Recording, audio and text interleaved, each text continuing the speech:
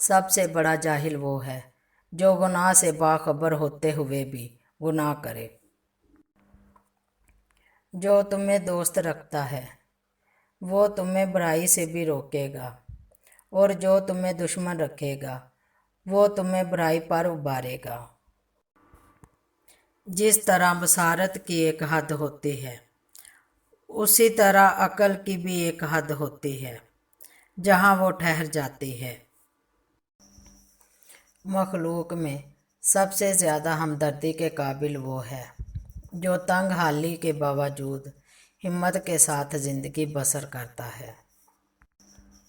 چونکہ جاہل کو اس بات کا یقین ہوتا ہے کہ وہ عامل ہے، اس لیے وہ کسی کی بات نہیں مانتا۔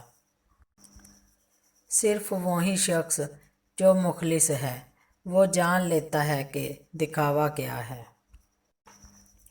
دل زبان کی کھیتی ہے، اس میں اچھی تخم ریزی کرو، اگر سارے دانے نہ اگ سکیں گے تو پک کر ضرور اگ جائیں گے۔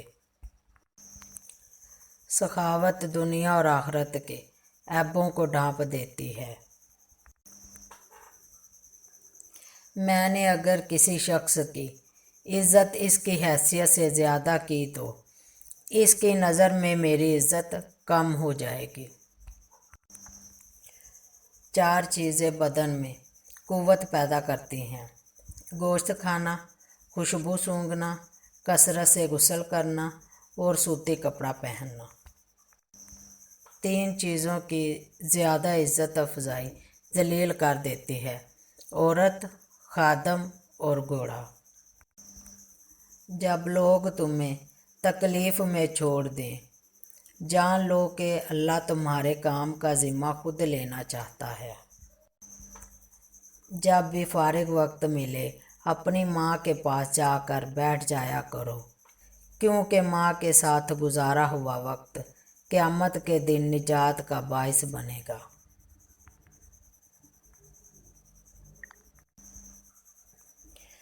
زندگی استاد سے زیادہ سخت ہوتی ہے۔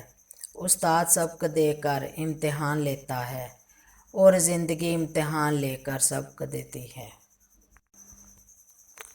مسلسل ترقی کا ایک ہی راز ہے: اپنی کامیابیوں کو ریت پر لکھیں اور اپنی ناکامیوں کو پتھروں پر۔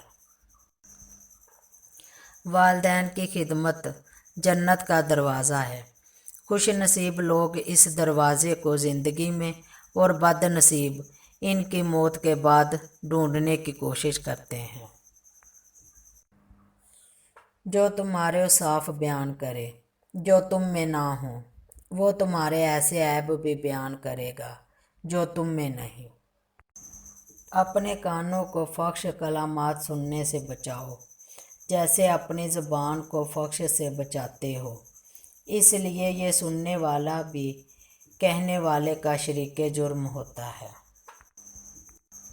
لوگوں کی باتیں پتھروں کی طرح ہیں، ان کو پیٹھ پر لادو گے تو پیٹھ ٹوٹ جائے گی۔